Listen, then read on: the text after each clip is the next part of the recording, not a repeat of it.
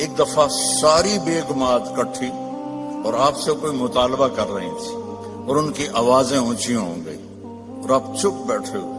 اتنے میں دروازے پہ دستک ہوئی کہ عمر آنے کی اجازت چاہتا ہے.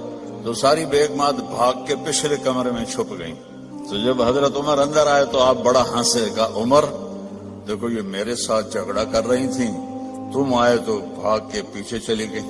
وہ کہنے لگے او جان کی دشمنوں, مجھ سے ڈرتی ہو اور اللہ کے نبی سے نہیں ڈرتی ہو. کہنے لگی اس لیے کہ تو بہت سخت ہے اور نبی تو بہت نرم ہے ریشم کی طرح. آپ سب کے سامنے ہاتھ جوڑتا ہوں کہ اپنے نبی کی زندگی کو اپنا لو. اپنے ہر چیز میں دیکھو میرا نبی کیا آپ نے عورتوں کو بھی طریقہ بتایا, مردوں کو بھی طریقہ بتایا, جوانوں کو بھی بتایا, بوڑھوں کو بھی بتایا, زندگی کے اصول بتائے. میں جب بھی آتا ہوں ایک بات سنتا ہوں, جی طلاقیں بہت بڑھ رہی ہیں, طلاقیں بہت بڑھ رہی ہیں, طلاقیں بہت بڑھ رہی ہیں, کیونکہ نبی کی زندگی نہیں سیکھی نہ لڑکی نے نہ لڑکے.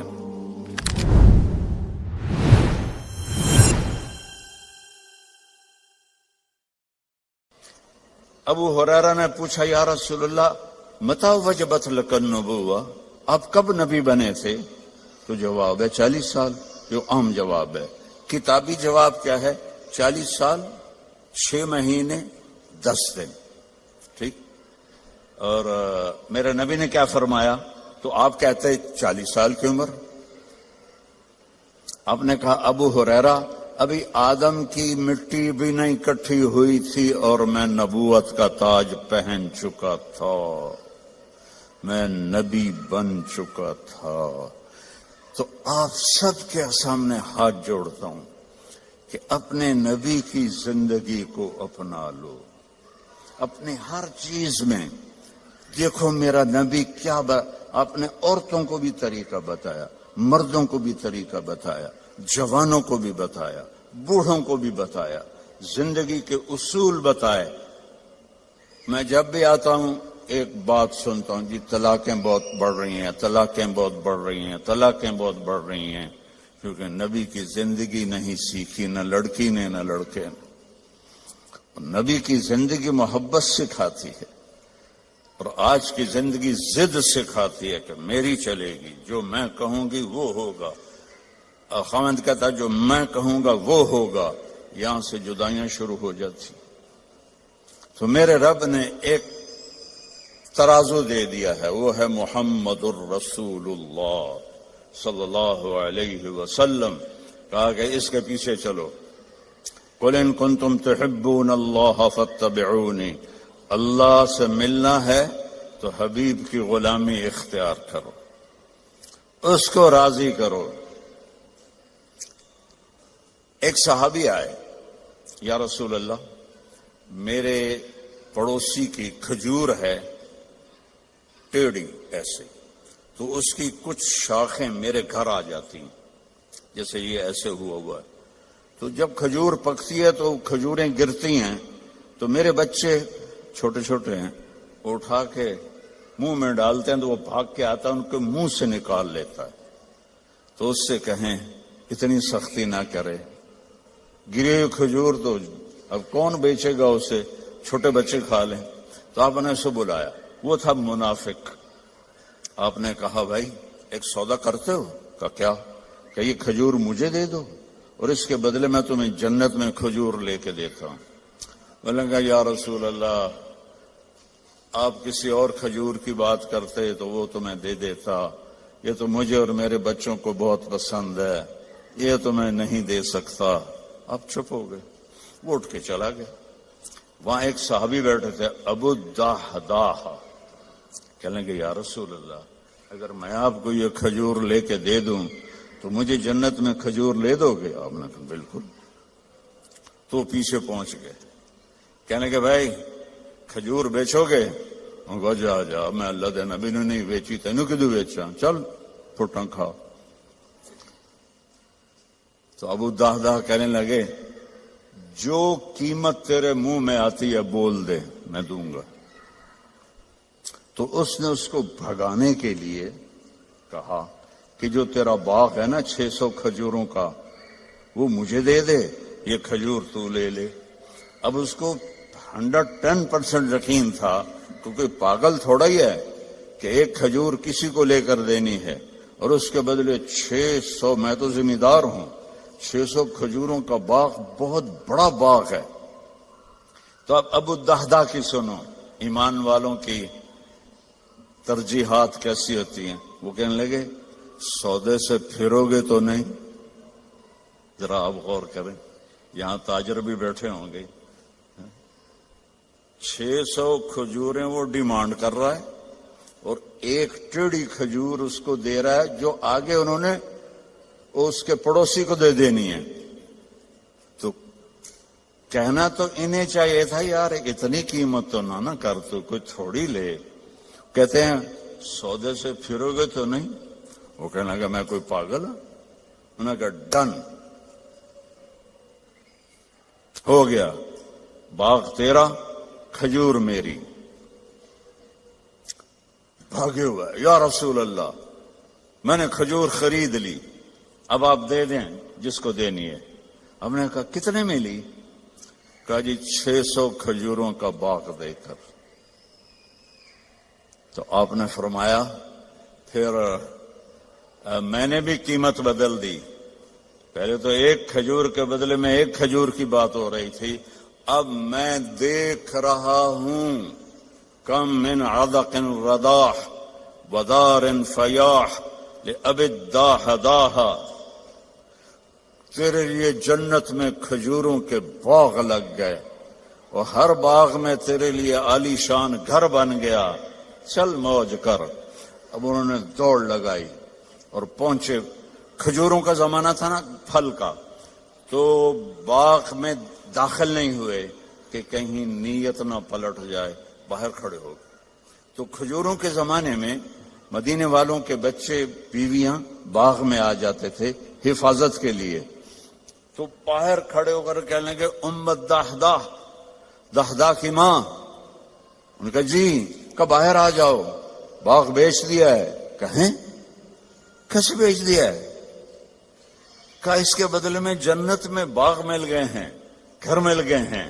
اب عورتیں زیادہ کمزور ہوتی ہیں، وہ کہتی تیرا ستیہ ناز، بچے کہ تو کھاواں گے، میں کہ تو کھاواں گی، بھکھا مار دیتا، جا ڈبل جاب کر، میں بڑا کر لینا ہے۔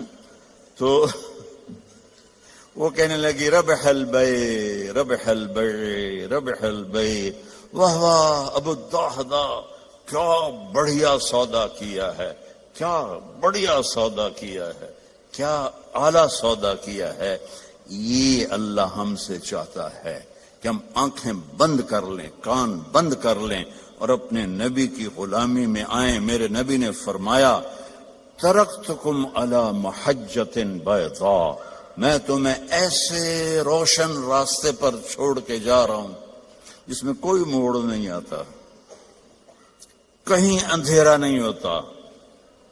کل ہم نے آنا تھا پریسٹن سے، تو راستے میں ایکسیڈنٹ تھا، سانو 4 گھنٹے لگ گئے 2 دی بجائے، اور اپنے مکان تک پہنچے 5 گھنٹے لگ گئے، اور میرا نبی کہتا ہے اس میں کوئی ایکسیڈنٹ نہیں ہے۔ محجۃ بیضاء، کارپیٹڈ سفید راستہ، نہ موڑ ہے، نہ نیچے ہے، نہ اوپر ہے، اور اس میں رات بھی آتی ہے تو روشن ہو کے دن میں تبدیل ہو جاتی ہے۔ کتنی بڑی تسلی ہے میرے نبی کی۔ اور میرا نبی اپنے تجربے سے نہیں کہہ رہا، اللہ کی کے سسٹم کو دیکھ کے بتا رہا ہے، اللہ تعالیٰ کا نظام کو دیکھ کے بتا رہا ہے۔ تو آپ نے فرمایا اس پہ آ جاؤ، جہاں مرضی رہو، مدینے رہو، برمنگم رہو، سیدھا اللہ کی رضا لے کے جاؤ۔ لا یزیغ عنہا الا ہالک، اس راستے کو چھوڑو گے ہلاکت تمہارا مقدر بن جائے گی۔ تو اللہ تعالیٰ نے ایک حبیب بنایا، اللہ نے کسی نبی کی قسم نہیں کھائی قرآن میں، اپنے نبی کی قسم کھائی، لعمرک، اے میرے محبوب مجھے آپ کی جان کی قسم۔ آپ کو پتا ہے ہمارے انڈیا پاکستان میں جس سے زیادہ محبت کا اظہار کرنا ہو تو کہتے ہیں تیری جان کی قسم، حالانکہ یہ ٹھیک نہیں ہے، لیکن ہم کہتے ہیں تیری جان کی قسم، اور میرا اللہ اپنے حبیب سے کہہ رہا ہے میرے محبوب آپ کی جان کی قسم۔ اللہ نے کسی نبی کے شہر کی قسم نہیں کھائی، اپنے حبیب کے شہر کی قسم کھائی۔ لا اقسم بہذا البلد وانت حل بہذا البلد ووالد وما ولد، 4 قسمیں مکے کی۔ اچھا اس میں لا جو آیا نا، لا نہیں، تو ایک اس کا ترجمہ ہے کہ یہ لا اضافی ہے۔ اللہ کہہ رہا ہے اقسم بہذا البلد، میں قسم کھاتا ہوں اس شہر کی۔ اچھا عربیت میں بڑا وسعت ہے، اس کا ایک معنی شاید آپ نے کبھی نہ سنا ہو، اس کا دوسرا معنی ہے یہاں لما چھپا ہوا ہے، لما لا، میرے نبی جس شہر میں آپ ہوں میں کیوں نہ اس کی قسم کھاؤں، وہ کتنا برکت والا شہر ہے، میں کیوں نہ اس کی قسم کھاؤں۔ اس کا تیسرا معنی کہ لا کو اصل بنا دو، کہ میرا رب کہتا ہے کہ میرے محبوب جس شہر میں آپ ہوں آپ کا ہونا ہی اتنا بابرکت ہے کہ مجھے اس شہر کے قسم کھانے کی ضرورت ہی کوئی نہیں۔ آپ کی کتاب کی قسم کھائے، یاسین والقرآن الحکیم، تورات کی قسم نہیں، زبور کی قسم نہیں، انجیل کی قسم نہیں، بائبل، لا یاسین والقرآن الحکیم۔ نوح علیہ السلام کو قوم نے کہا اِنَّا لَنَرَاكَ فِي ضَلَالٍ مُبِينٍ، اے نوح تو گمراہ ہے۔ ان کا لَيْسَ بِي ضَلَالَةٌ، میں گمراہ نہیں۔ ہود علیہ السلام کو ان کی قوم نے کہا اِنَّا لَنَرَاكَ فِي صَفَاحَةٍ، آپ نے کہا لَيْسَ بِي صَفَاحَةٌ، میں پاگل نہیں ہوں۔ نبی پہ اعتراض ہوا، نبی نے جواب دیا، میرے نبی پر بھی اعتراض ہوا۔ وَيَقُولُ الَّذِينَ كَفَرُوا لَسْتَ مُرْسَلًا، تجھے کس نے رسول بنایا؟ تجھے کس نے رسول بنایا؟ یَأْكُلُ الطَّعَامَ وَيَمْشِي فِي الْأَسْوَاقِ، تو تو ہماری طرح زندگی گزارتا ہے، نہ تیرے پاس فرشتے آتے ہیں نہ تیرے پاس کچھ ہے، تو تجھے کس نے نبی بنا دیا؟ تو نبی نہیں ہے۔ تو میرے رب نے فرمایا میرے محبوب آپ نے جواب نہیں دینا، میں جواب دوں گا، تیرا رب جواب دے گا۔ اور قسم کھا کے یاسین والقرآن الحکیم انک لمن المرسلین، اللہ نے 2 قسمیں کھائیں، ایک یہ والقرآن الحکیم، ایک ان اور لام جب جمع ہوتے ہیں وہ قسم بن جاتا ہے۔ اللہ نے 2 دفعہ قسم اٹھا کر کہا آپ میرے رسول ہیں، علی صراط مستقیم، آپ سیدھے راستے پر ہیں۔ یعنی آپ لوگوں نے لگایا ہوتا کیا دن جڑا موبائل چوندا راہ دسن والا نیویگیشن، وہ تو غلط بھی ہو جاتا ہے۔ ابھی ہم قریب آ کے کھبے سجے ہو رہے تھے کہ اور میرا رب کہتا ہے جو نیویگیشن میرا نبی تمہیں دے گیا ہے قیامت تک اس میں کوئی خطا نہیں آئے گی، آنکھیں بند کر کے چلو، اصل منزل اللہ ہے کہ اللہ راضی ہو جائے،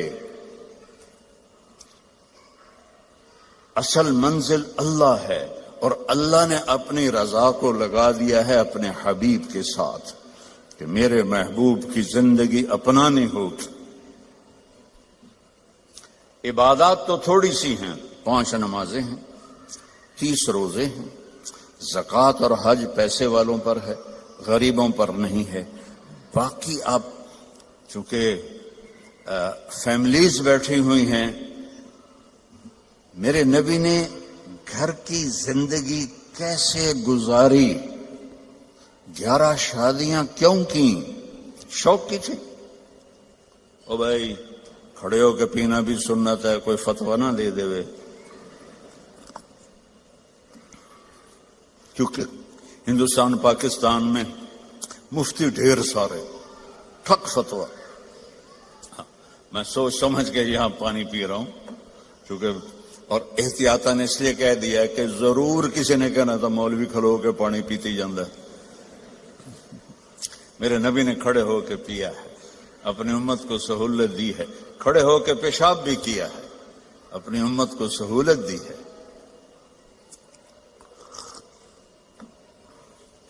آپ نے فرمایا میں نے جہاں شادی کی اور جہاں بیٹی کی شادی کی، آسمان سے جبریل آئے اور کہا یا رسول اللہ، اللہ فرما رہے ہیں یہاں شادی کریں، یہاں شادی کریں، یہاں شادی کریں، یہاں شادی کریں۔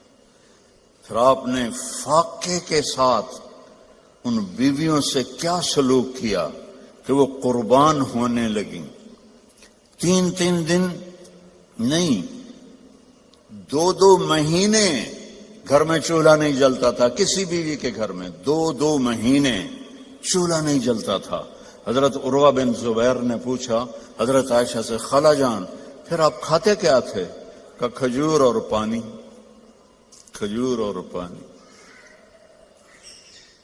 ایک رات آپ حضرت عائشہ کے ساتھ لیٹے ہوئے تھے تو کبھی یوں کروٹ بدلیں اور کبھی ایسے کروٹ بدلیں، اور جلدی جلدی یہ پروسیس چل رہا تھا۔